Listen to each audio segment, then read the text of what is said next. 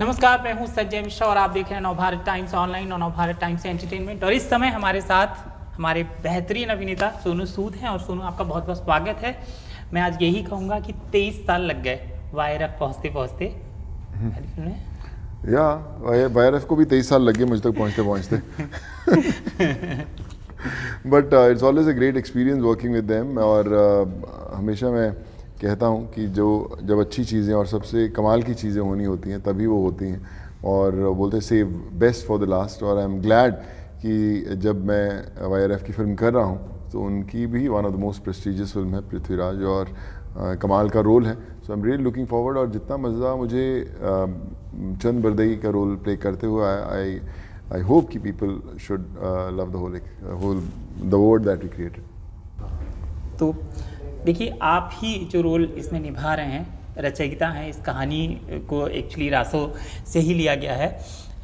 कितना जिया, कितना पढ़ा, कितनी तैयारी की, क्योंकि बहुत कुछ आपके उस पे था जो मैं देख रहा हूँ, पढ़ रहा हूँ, क्योंकि अब तक फिल्म तो देखी नहीं है, लेकिन फिल्म का कोर आपके किरदार से है। मेरे मदर खुद हिस्ट्री और इंग्लिश के प्रोफेसर थे, और पता नहीं था कि जो कहानियाँ बचपन में हम लोग सुनते आए हैं और एक दिन आप उसी कहानी का हिस्सा होंगे, वही किरदार प्ले करेंगे जो आपने बचपन में सुना था। और एक रिस्पॉन्सिबिलिटी ज़रूर आती है जब आप हिस्टोरिकल फिल्म्स करते हैं, क्योंकि क्या बॉडी लैंग्वेज होनी चाहिए, क्या डिक्शन होना चाहिए, वो सब बड़ा ज़रूरी है। लोगों ने अलग अलग कहानियाँ सुनी हैं, वर्जन्स पढ़े हैं, सो उनको पता है। ऐसा नहीं कि आप इम्प्रोवाइज़ करके कुछ भी बात करें। सो आई थिंक वो एक चैलेंजिंग पार्ट ज़रूर रहता है। मुझे बड़ा मज़ा आया। इनफैक्ट जो भी आप देख रहे हैं फिल्म के अंदर, वो चंद बरदई ने लिखा, देखा, तो आपको पता है कि जब आप वो रोल प्ले कर रहे हैं तो आपके आसपास जो हो रहा है, जो किरदार बोल रहे हैं, वो भी आपके दुनिया का हिस्सा है। सो एक चौकन्ना रहना बड़ा इंपॉर्टेंट होता है कि आप सही जा रहे हैं। सो आई फील कि एक चैलेंजिंग दुनिया तो थी ही थी, and I thoroughly enjoyed that. एक और चीज़ है कि जब मैं आपका करियर देखता हूँ, आपकी फिल्में देखता हूँ, तो मुझे लगता है इस तरह के किरदार के आप मास्टर हैं। यहाँ आपको अपने आप में खेलें, क्योंकि ये जो कॉस्ट्यूम है, जो माहौल है, हिस्टोरिकल माहौल है, इस पे आपने खूब काम किया है साउथ में भी। तो ये आपके खेलने की बहुत वो जगह थी जो आपके मन का है। मुझे लगता है कि बहुत सारी फिल्में करते हैं, लेकिन हिस्टोरिकल फिल्म्स बड़े किस्मत वाले एक्टर्स को करने को मिलती हैं, क्योंकि आप वो दुनिया, एक इतिहास क्रिएट करते हैं। मुझे मज़ा आता है हिस्टोरिकल फिल्म। मेरी करियर की शुरुआत भगत सिंह से हुई थी, फिर जोधा अकबर की, और साउथ में मैंने फिल्म्स की हैं। पृथ्वीराज की बात करें, चंद बरदई की बात करें, ये वो किरदार हैं जो मैं हमेशा बोलता हूँ कि लोगों ने सुने हैं, पढ़े हैं। तो जब आप उनके किरदार निभाते हैं और उनकी लुक, उनकी भाषा, उनकी डिक्शन, उनकी बॉडी लैंग्वेज सब आप सही ढंग से अगर पोर्ट्रे कर पाएँ, तो मुझे लगता है कि एज एन एक्टर बहुत सेटिस्फाइंग रहता है, और आपको लगता है कि कुछ ना कुछ ठीक ज़रूर हुआ है। और चूंकि आपका जो किरदार है वो महत्वपूर्ण है, मैं कहता हूँ कि कई बार ये हीरो के समकक्ष है। मतलब जितनी कहानी है पृथ्वीराज की, उतनी चंद बरदई की भी है। तो कुछ किरदारों को ऐसे जी जाते हैं कि लोग मांगना शुरू कर दें कि इनकी कहानी भी हमको चाहिए। कुछ ऐसा सोचकर भी प्ले कर रहे थे, क्या कुछ था? बिल्कुल। मैं, जैसे आपने कहा कि कुछ किरदार, कुछ रोल्स ऐसे होते हैं जो लोग और जानना चाहते हैं उनके बारे में। और जब खासकर आपके जो डायरेक्टर हैं, जिनको इतिहास की इतनी नॉलेज है, उनको पता है, उन्होंने पढ़ा है हर चीज़, तो उनके लिए बड़ा इजी होता है उनको पोर्ट्रे करना। बस आप उनके पास बैठे रहें, सुनते रहें, और फिर अपने ढंग से वो रोल्स प्ले करें। और मुझे लगता है कि चंद बरदई का जब पहला लुक टेस्ट हुआ था, बड़े सारे लुक्स ट्राई किए गए, लेकिन जो फाइनल लुक अभी आप देख रहे हैं स्क्रीन पर, जब वो आया तो एक चमक देखकर जितने लोग थे ऑन सेट पे, चाहे आप लाइटमैन की बात करें, डायरेक्टर की बात करें, प्रोड्यूसर्स की बात करें, उनकी जो चमक देखकर लग रहा था कि हाँ, दुनिया सही है, क्रिएट कर दी है, रास्ता सही है, बस आपको सोच समझ के चौकन्ना होकर चलना है, और लोगों को पसंद ज़रूर आएगा। देखिए, आपके क्लाइमैक्स का मतलब एक छंद है जिसमें आपका पूरा क्लाइमैक्स है। ऐसा मुझे पता नहीं फिल्म में क्या कुछ है, लेकिन जो मैं पढ़ पाया हूँ, 4 5 24 गंज अंगुल अष्ट प्रमाण, ता ऊपर सुल्तान है मत चुके चौहान। ऐसे इनको याद भी, मेरे को अपना बचपन याद आता है, 5वीं 6वीं 7वीं में ये खूब हमने पढ़ा है, अलग अलग क्लास में अलग अलग तरीके से। सबसे पहले तो इस छंद को आप समझाइए।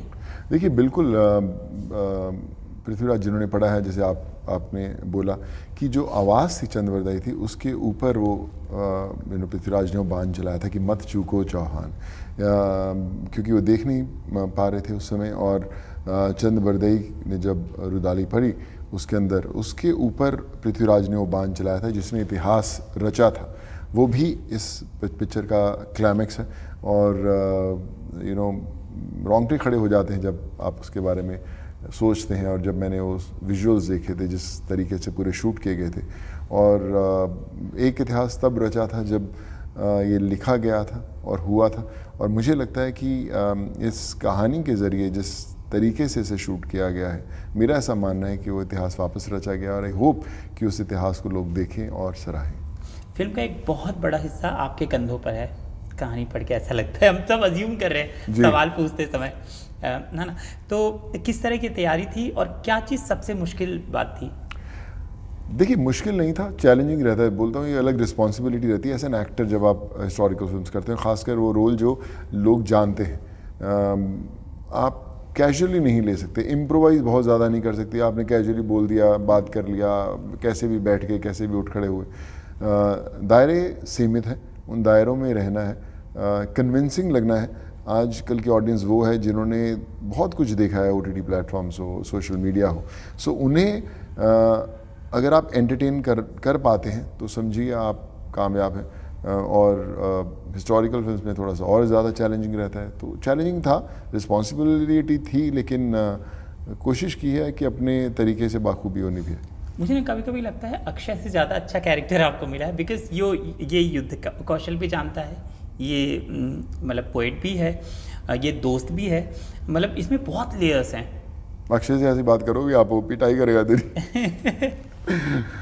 बट यस, एक इम्पॉर्टेंट रोल ज़रूर है। हाँ। मुझे लेयर्स समझाइए ना, मतलब जो मैं देखिए, जैसे मैंने बोला कि चंद बरदई एक पोएट था, एक वॉरियर थे, एक एस्ट्रोलॉजर थे, एक लॉयल फ्रेंड थे। वो जो भविष्य देख सकते थे। अगर युद्ध होना है या नहीं होना है, चंद बरदाई से पूछे बिना नहीं होगा। अगर सारे लोग उनके आसपास बोलें कि हम युद्ध करना है, तो सम्राट पृथ्वीराज हमेशा चंद से पूछते हैं कि चंद युद्ध करें कि ना करें। और अगर चंद ने बोल दिया कि युद्ध नहीं होगा तो युद्ध नहीं होगा। तो उस तरह का ट्रस्ट था।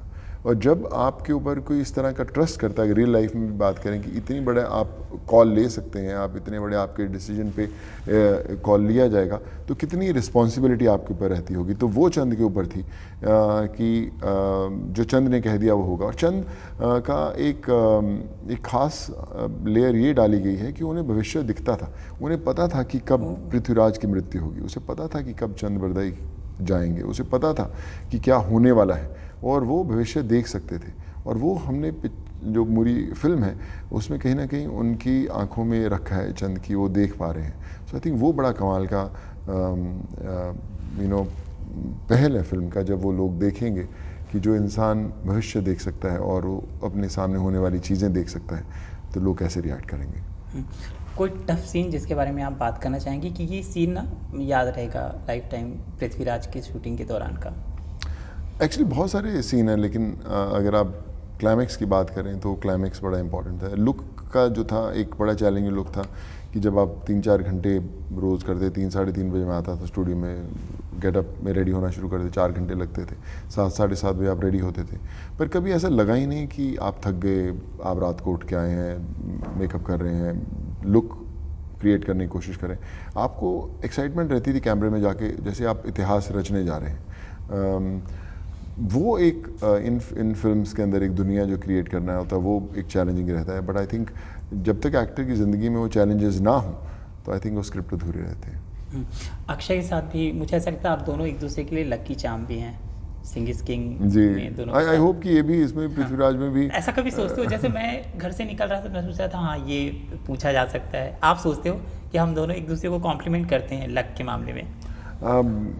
आई फील कि यस, केमिस्ट्री जो कमराडरी है बहुत इम्पॉर्टेंट है, कि वो जो स्क्रीन पे बॉन्डिंग दिखनी चाहिए, ख़ासकर जब आप पृथ्वीराज और चंद बरदई की बात करें जो सबसे बेस्ट फ्रेंड्स से साथ में बड़े हुए, और उनकी अगर वो केमिस्ट्री दिख जाए तो वो बड़ी स्पेशल होती है। एंड आई फील कि जो इतना समय हमने इंडस्ट्री में बिताया है फिल्म्स कर कर, वो कमराडरी ज़रूर दिखेगी।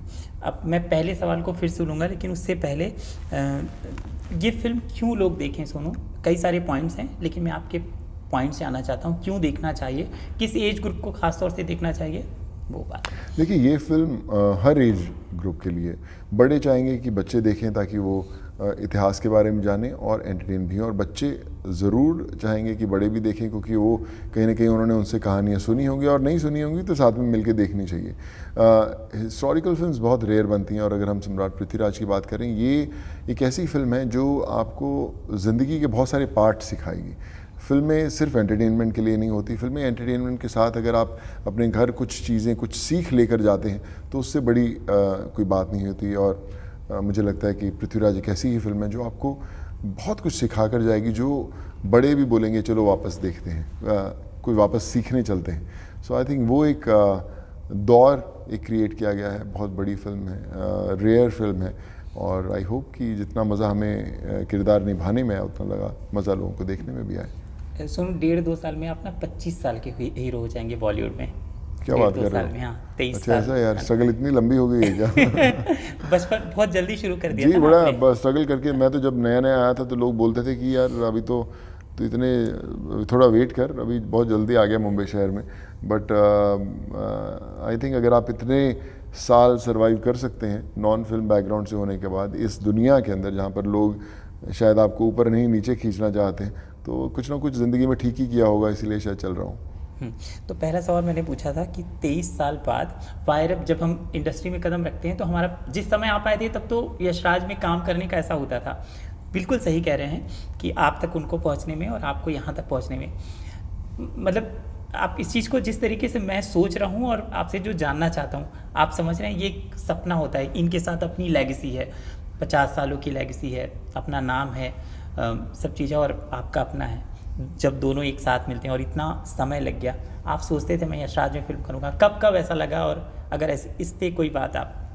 देखिए देर आए दुरुस्त आए, होना ज़रूर चाहिए। मुझे मेरी भी बड़ी इच्छा थी कि मैं यशराज के साथ फिल्म करूं, और करीबन आज से आई थिंक 8-10 साल पहले एक फिल्म, मे बी 7-8 साल पहले एक ऑफ़र हुई थी फिल्म, कमाल की थी, अभी मैं फिल्म का नाम नहीं लूँगा, लेकिन वो यशराज की फिल्म थी। बट समहाउ मुझे उस समय स्क्रिप्ट उतना मज़ेदार नहीं लगा था, तो मैंने जब आया तो बड़ा एक्साइटेड हो गया, जब स्क्रिप्ट पढ़ा तो उतना मुझे लगा कि मेरा रोल जैसे मैं चाहता हूँ वैसा नहीं है, और मैंने एक्सक्यूज़ किया अपने आप को उस पिक्चर से। मुझे लगा था कि यार ये वापस बुलाएंगे नहीं मुझे क्योंकि शायद मना करने से कई बार बुरा लग जाता है। बट वापस जब पृथ्वीराज के लिए आए तो मुझे लगा कि वो वापस समय आ गया है। वो बोलते हैं कि जब सबसे कमाल की चीज़ करनी हो तभी वो शुरुआत होती है, एंड आई थिंक चंद बरदाई के साथ शुरुआत जो हुई है यशराज के साथ, वो कमाल की रही है, और आई एम ग्लैड कि फाइनली मैं इनके साथ काम कर पा रहा हूँ और बड़ी खुशी हो रही है। अंतिम 2 सवाल हैं।